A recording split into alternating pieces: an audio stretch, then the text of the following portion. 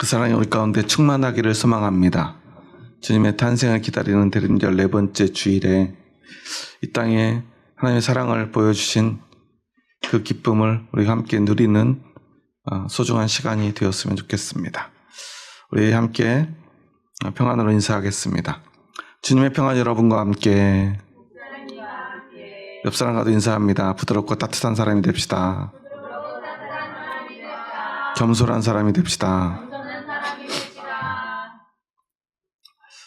이제 2025년도 열흘밖에 남지 않았습니다. 1년에 우리가 52번 예배를 드리는 주일 예배를 드리는데 이제 이번 주 그리고 다음 주 드리면 25년의 모든 주일 예배가 마쳐지게 됩니다. 성탄도 며칠 남지 않았습니다.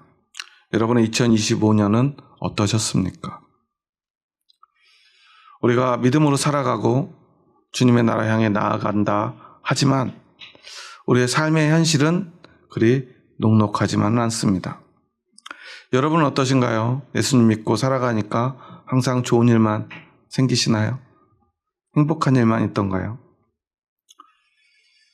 오늘 본문에 보면 아주 난처한 상황에 빠진 사람이 나옵니다. 바로 예수님의 아버지 요셉입니다. 그런데 정확하게 말하면 요셉은 예수님의 아버지가 아니죠.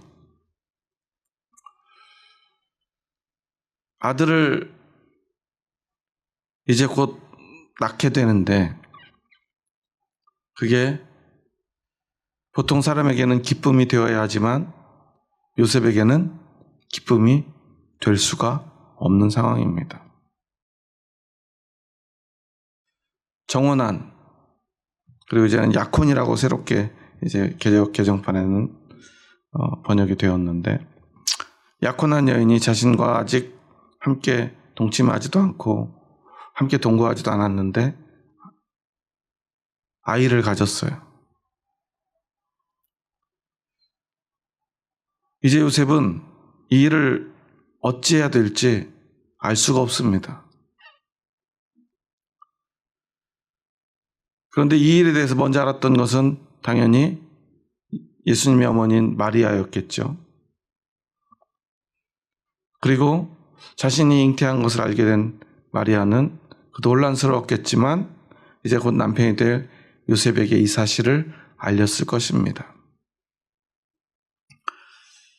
이 소식을 들은 요셉은 너무나 충격을 받습니다.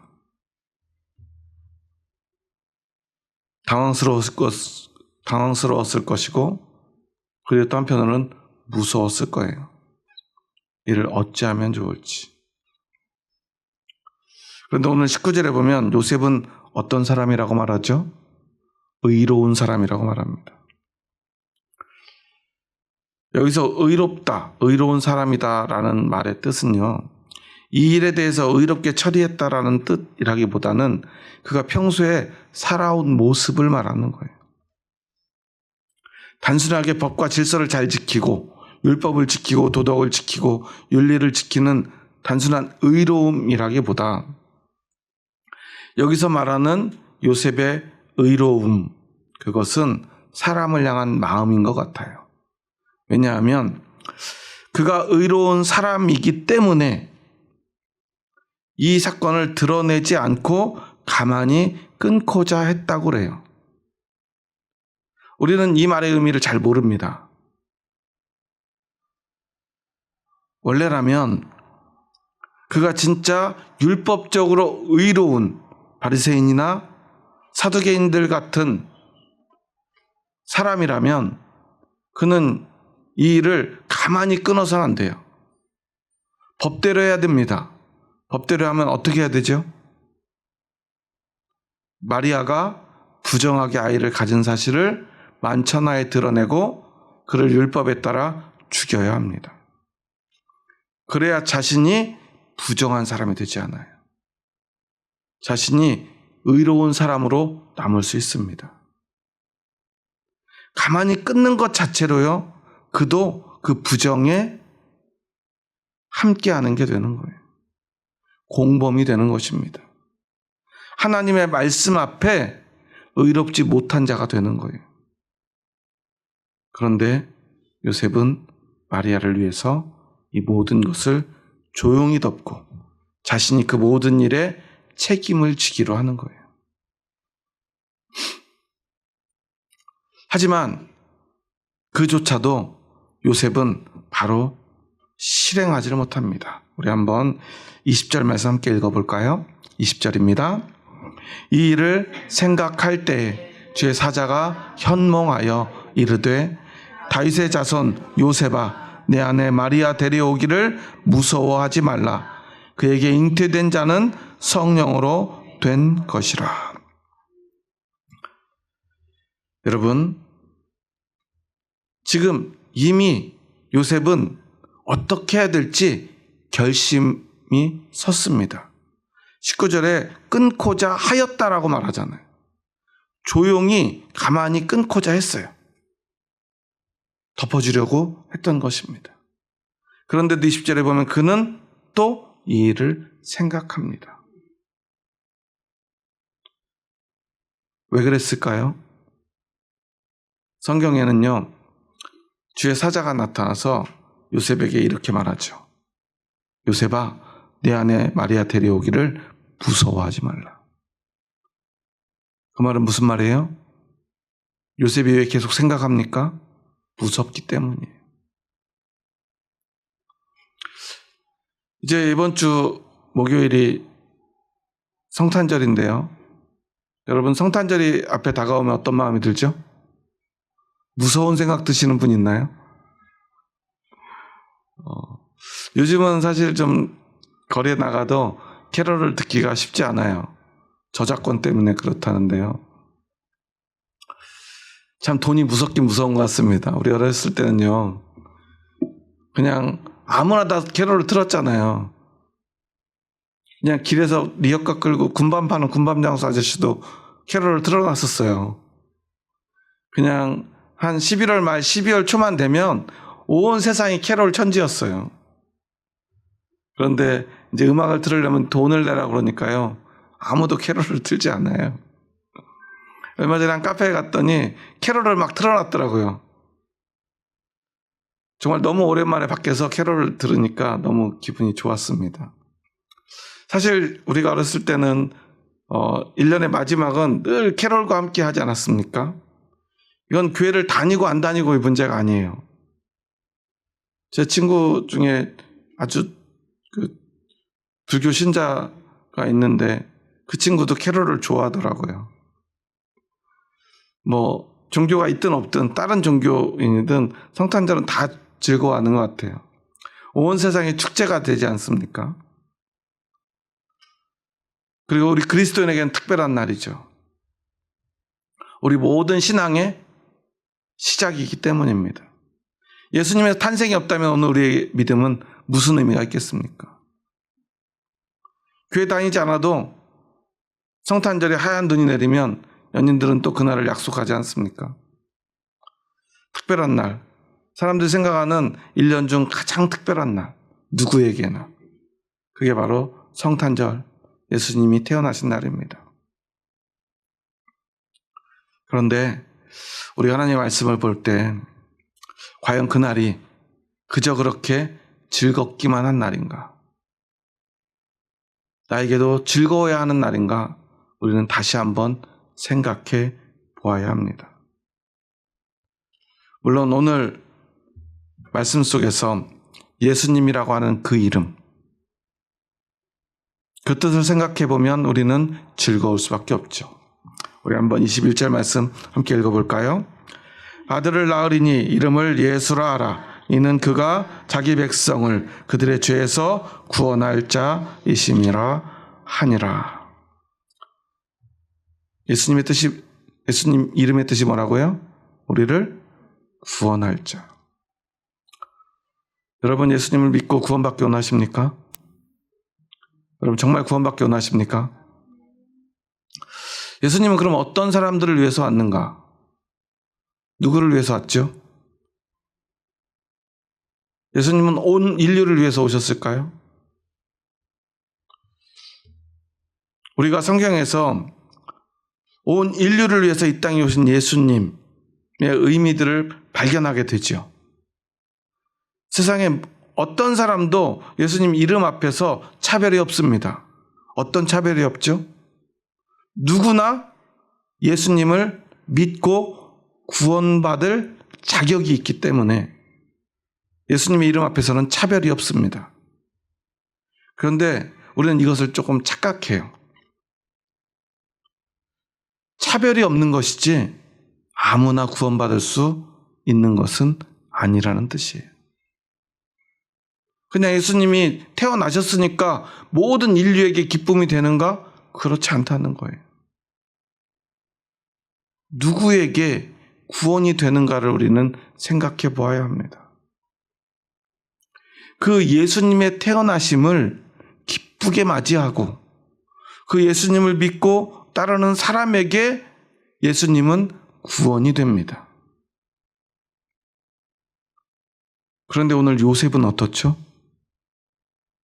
요셉에게 예수님은 구원인가요? 아니면 저주인가요? 사실 요셉에게만큼은 이 예수라고 하는 이름은 저주일 수밖에 없습니다. 고통이고 두려움입니다. 여러분, 요셉의 마음을 한 번만 생각해 보세요. 평생을 가난하지만 하나님의 말씀을 지키고 따르는데 온 힘을 쏟은 의로운 사람이었습니다. 그리고 이제 사랑하는 여인과 약혼하고 결혼을 앞두고 있습니다. 그런데 그녀가 아이를 가졌대.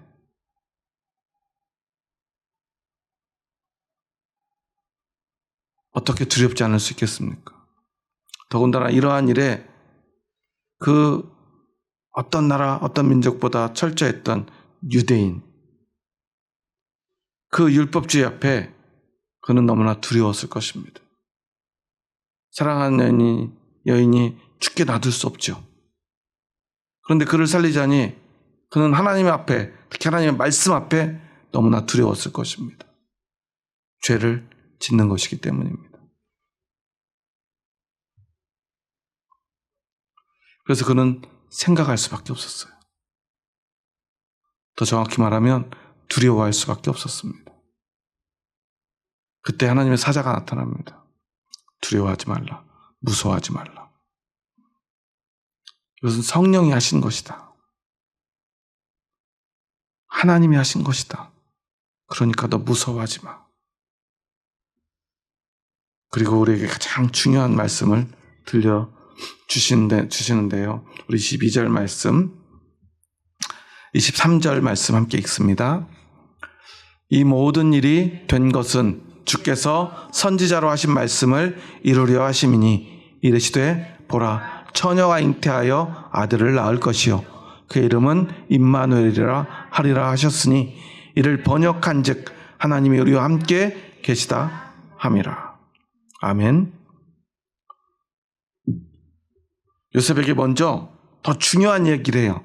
그 말이 뭐죠? 이 모든 일이 된 것은 무엇을 위해서예요? 말씀을 이루려 하심이라. 그러면서 말씀을 들려주세요. 보라 처녀가 잉태하여 아들을 낳을 것이요 그 이름은 임마누엘이라 하리라. 이 어디에 나오는 말씀이죠? 이사야 7장에 나오는 말씀입니다. 하나님의 말씀을 들려줘요. 이 말씀을 이루기 위한 일이지 네가 두려워할 일이 아니다 라는 거예요. 물론 좀 여담이지만 어떤 사람들은요 이 말씀을 근거로 동정녀 탄생이 거짓말이다 라고 말하는 사람도 있어요. 우리가 그들의 주장에 대해서도 좀 알 필요가 있어요.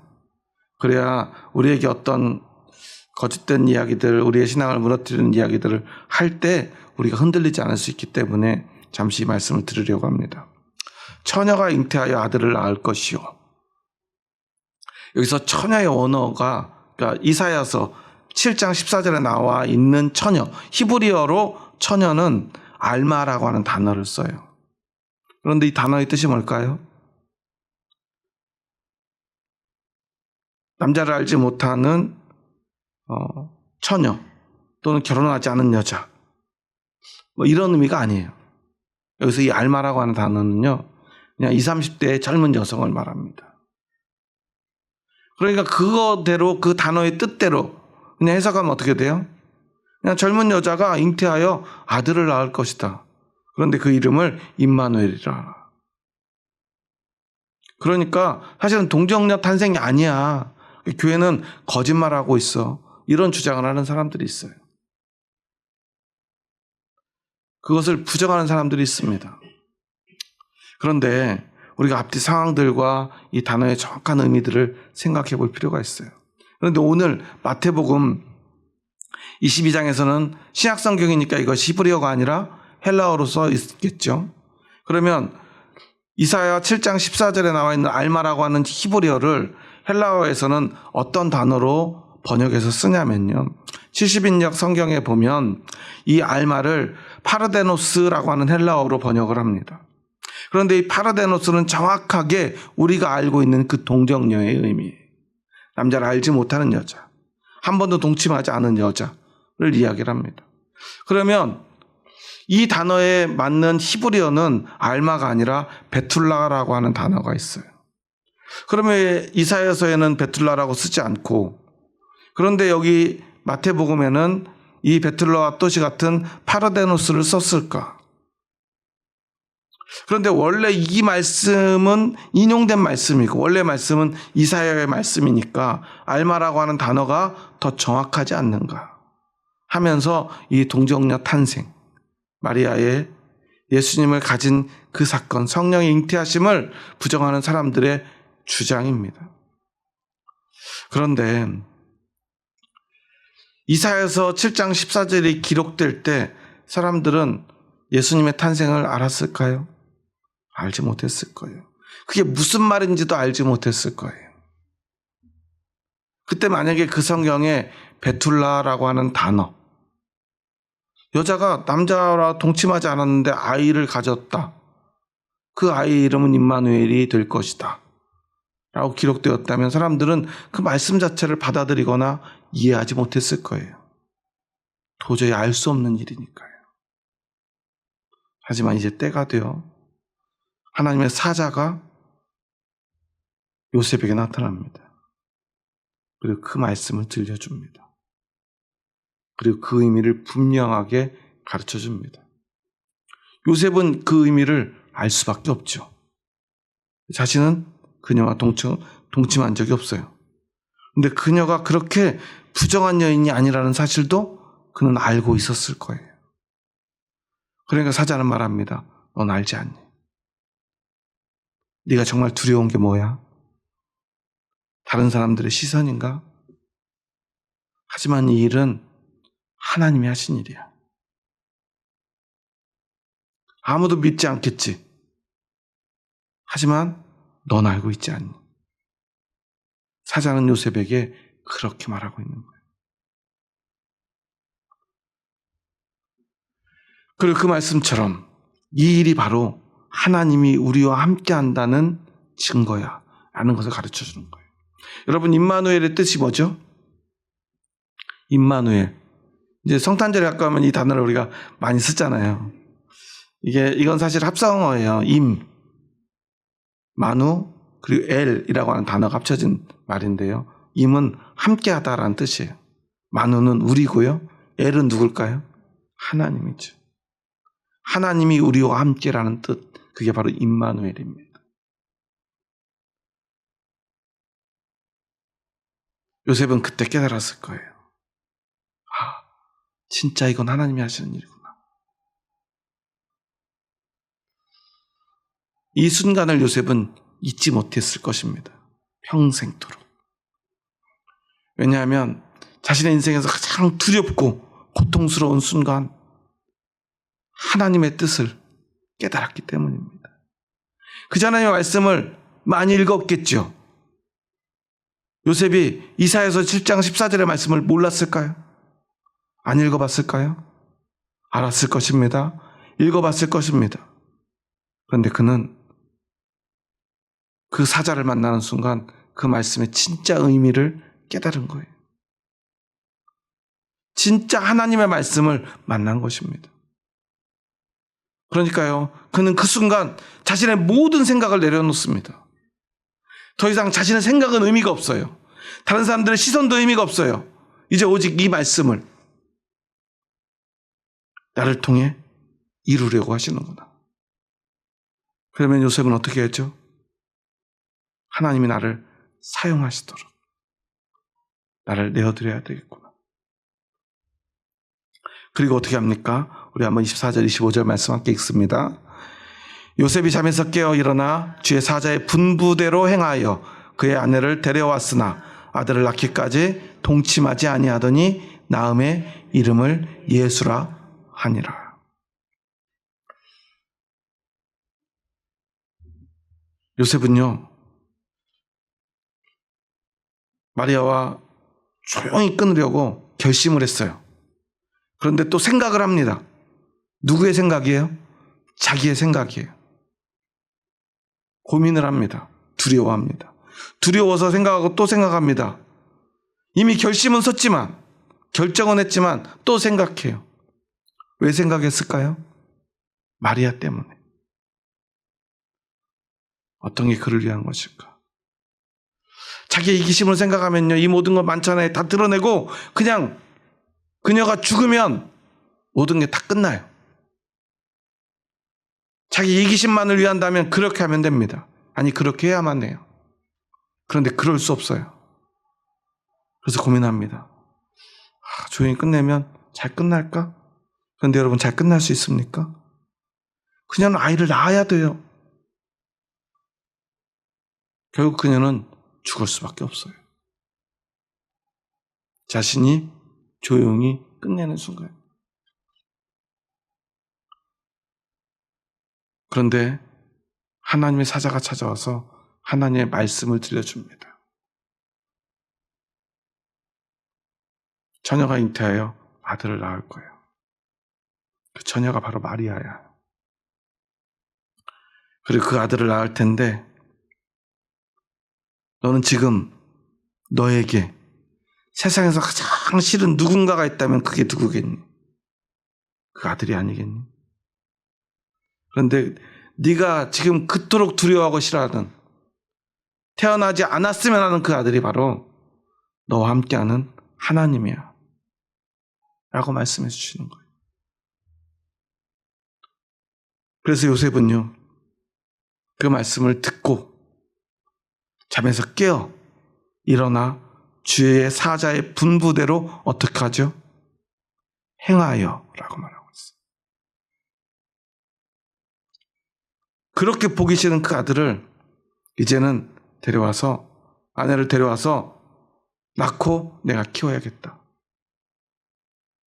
그리고 그대로 행합니다. 아내를 데려옵니다. 그리고 아이를 낳기까지 동침하지 않고 기다립니다. 하루하루가 피마르는 시간이었을 거예요. 여전히 그는 두렵고 고통스러웠을 것입니다. 하지만 그렇게 하나님의 말씀이 아들이 되어, 그리고 우리와 함께하는 하나님으로서 그 아들이 그 앞에 태어납니다. 그 예수가 태어난 날, 우리가 너무나 잘 알고 있듯이 그날은 너무 춥고 또한 아이를 낳을 방도 구하지 못해 그 아들을 어디에서 낳죠? 마국간에서. 그리고 그 아이를 어디에 누입니까? 말구유에 누워요. 말구유 보신 적 있나요? 저도 말구유는 본 적이 없어요. 소 여물통은 많이 봤어요, 어렸을 때. 뭐 별반 다르겠습니까? 냄새나고 지저분하겠죠. 그래도 그 아이를 위해 정성스럽게 뭐 옷이든 천이든 덮어서 그 아이를 그곳에 누였을 것입니다. 어쩌면 그 말구유에 누운 그 아기 예수, 그것은 바로 요셉의 그 마음속 모습과 너무나 닮아있지 않습니까?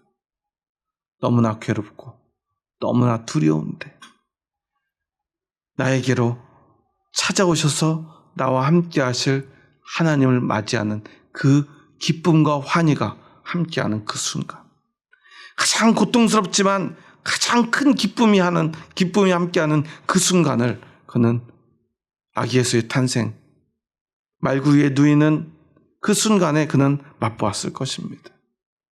그리고 우리는 기억해야 합니다. 이것이 바로 믿음이라는 것을.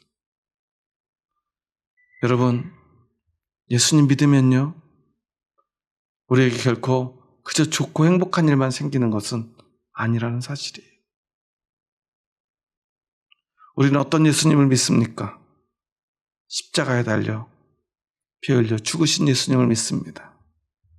그 믿음으로 우리는 예수님을 따라갑니다. 어떤 예수님을 따라갑니까? 십자가에 달려 고통에 몸부림쳤던 그 피 흘리신 예수님을 믿고 따라가지 않습니까? 그런데도 우리는 그 예수님을 믿습니다. 왜 믿습니까? 그분만이 우리를 구원하실 분이기 때문입니다. 그 십자가의 고통과 함께 우리에게 생명이 찾아옵니다. 영원한 기쁨이 찾아옵니다. 영원한 나라가 우리의 것이 됩니다. 언제나 믿음은요, 우리에게 고통과 기쁨을 함께 가져다 줍니다. 고통은 이 세상에서 우리가 당해야 될 고통입니다. 하지만 기쁨은 하나님 나라에서 우리가 영원히 누리게 될 기쁨입니다. 여러분에겐 어떤 것이 더 소중하고 더 크십니까? 요셉은요, 사자의 현몽, 그 꿈을 꾸고 그 음성을 듣고 선택한 것입니다. 이 세상의 고통을 선택했습니다. 자신이 그동안 쌓아오는 모든 것을 잃기로 선택합니다. 무엇을 위해서입니까? 바로 임마누엘을 위해서. 하나님과 함께하기 위해서. 성탄절은요, 그렇게 어떤 세상의 고통 앞에서도 두려움 없이 예수 그리스도를 선택하기로 결심한 사람들에게만 기쁨이 되는 날입니다. 그런데 사람들은요, 그것을 알지 못하고요, 그 기쁨과 즐거움만을 선택하려 합니다.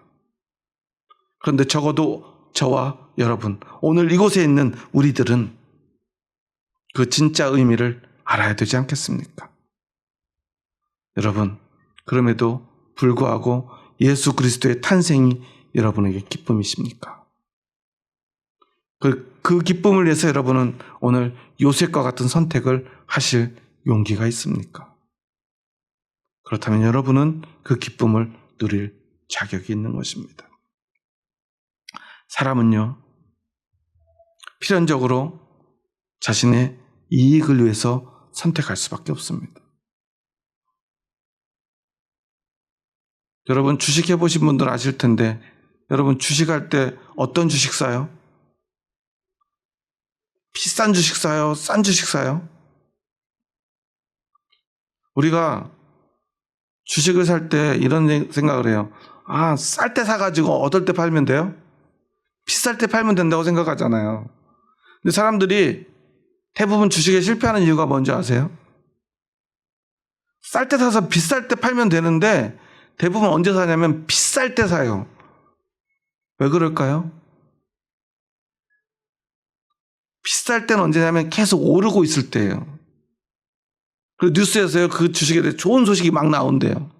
그럼 사람들이 나만 돈을 못 벌면 안 되지 그래가지고 막 돈을 가지고 주식을 사러 달려간대요. 그럼 내가 딱 사면 주식은 어떻게 돼요? 내가 딱 산 다음부터 떨어져요. 그런데 살 때 우리는 어떤 마음으로 사죠? 오를 거라는 마음으로 사죠. 어떤 사람도 떨어지길 바라는 마음으로 사는 사람은 없을 거예요. 그런데 희한하게 사고 나면 떨어지는 거죠. 어떤 것에 실패할 때 사람들은 왜 그런 것도 모르고 실패해? 그런데 실패하고 싶어서 그런 일을 하는 사람은 아무도 없다는 거예요. 세상에서도요, 그런 조그만 이익을 위해서라도 우리는 최선을 다합니다. 내 이익을 위해서 최선을 다한 결과일 뿐이에요. 그런데 그 이익을 위해서라도요, 우리는 실패합니다.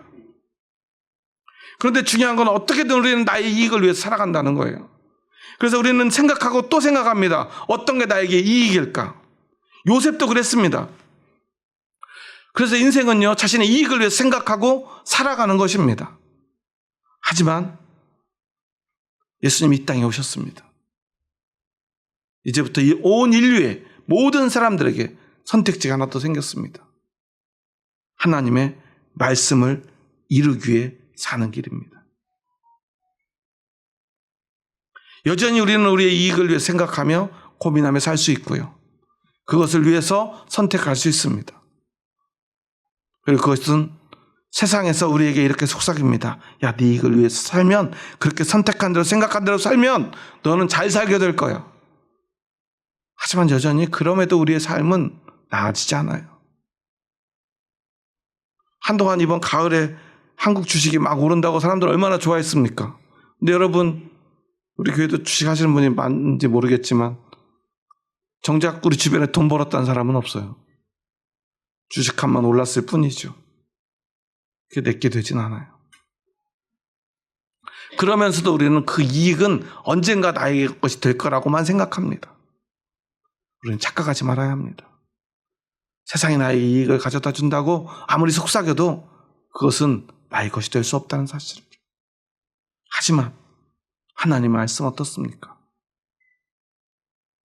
하나님은 반드시 그 약속을 지키십니다. 그런데 그 말씀을 따른다는 것은 두렵습니다. 망할 것 같습니다. 끝날 것 같습니다. 이것 때문에 내 인생이 완전히 실패할 것 같습니다. 그것을 이겨내는 사람만이 그 구원을 얻을 자격이 있다는 사실이에요.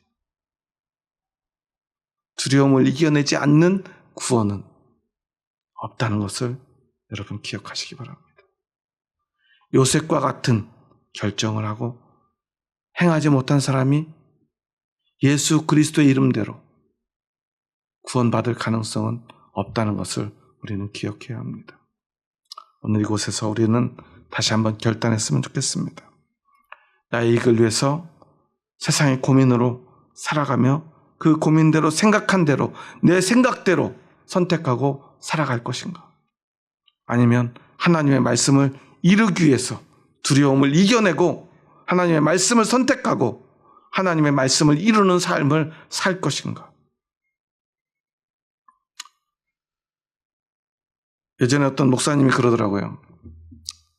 하나님의 말씀만을 위해서, 하나님의 뜻을 이루기 위해서 정말 최선을 다해 달려왔는데 일이 잘 되지 않아요. 자꾸 실패해요. 어느 날 마음에 두려움이 찾아오더래요. 하나님이 안 계시면 어떡하지? 하나님만을 위해 살았는데 만약에 하나님의 이 말씀과 하나님이 허상이라면 어떡하지? 여러분은 그런 생각 해보신 적 없나요? 너무 믿음이 좋으셔서. 저도 그런 고민을 한 적이 있기 때문에 그때 말씀드렸어요.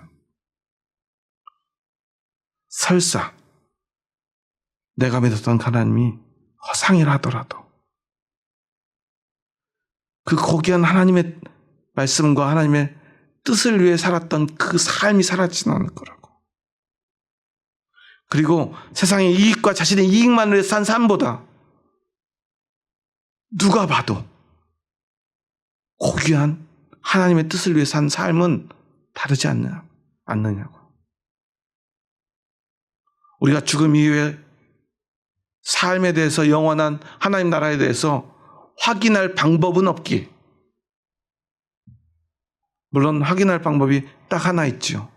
죽어보는 것입니다. 그러면 확인하고 우리에게 가르쳐줄 방법이 없지 않습니까?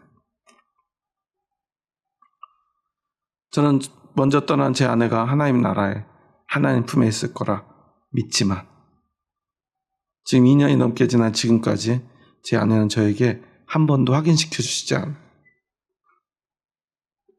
확인을 시켜준다면 제 마음이 훨씬 홀가분하고 즐거울 것 같은데, 조금 덜 괴로울 것 같은데, 조금은 덜 슬플 것 같은데 확인시켜 주지 않아요.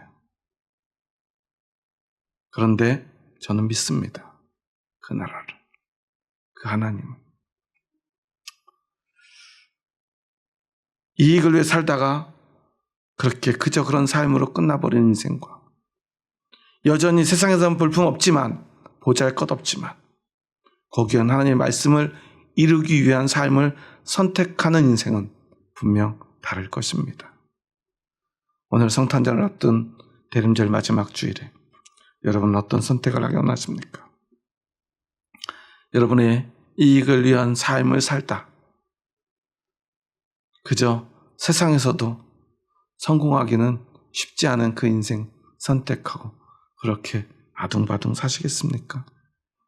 아니면 한번 하나님의 말씀, 그 말씀 이루기 위해 여러분의 삶을 들여보시겠습니까? 한번 사는 인생, 세상에서는 볼품없을지라도 하나님 앞에서 고귀한 삶을 살아봐야 되지 않겠습니까? 하나님의 말씀을 이루는 삶, 여전히 세상 사람들 보기에는 별 볼 일 없는 모습일 것입니다. 아니, 어리석은 모습처럼 보여질 것입니다. 만약 이 모든 상황을 아는 사람이 누군가 있다면 야곱의 선택을, 아니 요셉의 선택을 지지할 수 있을까요? 제가 만약에 요셉의 친구, 가장 친한 친구였다면 저는 아마 말렸을 것 같아요. 야, 너 착각한 것 같아. 잘못된 거예요. 우리 평생 하나님 말씀대로 율법을 지키며 살았잖아. 너 지금에서 너 그 모든 거 다 망칠래? 그러지 말라고 얘기할 것 같아. 하지만 믿음은 우리를 하나님의 말씀을 이루는 길, 그 고귀한 길을 두려움 없이 선택하도록 이끌 것입니다. 오늘도 믿음은 저와 여러분을 그곳으로 인도하고 있습니다. 그리고 그 길을 가는 사람만이 주님의 성탄을 기뻐할 자격이 있다는 사실을 기억하시기 바랍니다. 우리 2025년의 성탄은 이제 곧 맞이하게 될 그날을 그 믿음으로 기뻐했으면 좋겠습니다. 그 믿음으로 기쁨의 고백을 드렸으면 좋겠습니다. 사람들이 알지도 못하고 하는 그 기쁨, 즐거워하는 그 기쁨과는 다른 진짜 기쁨을 고백할 수 있는, 맛볼 수 있는 저와 여러분이 되기를 주님의 이름으로 축원합니다. 기도하시겠습니다. 하나님 감사합니다. 저희 부족하고 연약한 자들을 사랑하셔서 저희들을 주님의 뜻 가운데로 불러주시니 감사합니다. 하지만 오늘 그렇게 주님의 뜻 가운데로 부름받은 요셉은 너무나 두려웠습니다. 너무나 괴로웠습니다. 어찌할 바를 몰랐습니다. 하지만 그가 진짜 하나님의 음성을 듣고 그 말씀을 깨달았을 때, 그 뜻을 알게 되었을 때 그는 더 이상 망설일 수 없었습니다. 즉시 사자가 들려준 그 말씀대로 행할 수밖에 없었습니다. 우리와 함께 하실 임마누엘, 그 하나님을 믿음으로 고백할 수밖에 없었기 때문입니다. 오늘 이곳에 그 믿음의 고백을 드릴 수밖에 없는 사람들이 모여 있습니다. 그 고백은 세상의 삶 앞에서 두려울 수밖에 없습니다. 괴로울 수밖에 없습니다. 손가락질 받을 수도 있습니다. 하지만 그래도 상관없음을 고백합니다. 하나님과 함께 할 수만 있다면, 그 나라 백성이 될 수 있다면, 그 나라를 소망할 수만 있다면 그것이면 충분함을 고백합니다. 그리고 이제는 어떤 어려움이라도, 어떤 두려움이라도 이겨내고 오직 여호와 하나님의 말씀을 이루기 위한 삶을 선택하며 살아가기 원합니다. 세상에서 실패할지라도, 손가락질 받을지라도 오직 그 고귀한 삶을 선택하기 원합니다. 주님, 우리의 선택을 받아주시고 우리의 믿음의 고백을 받아주시옵소서. 그리고 우리를 구원하여 주시옵소서. 예수님의 이름으로 기도합니다. 아멘.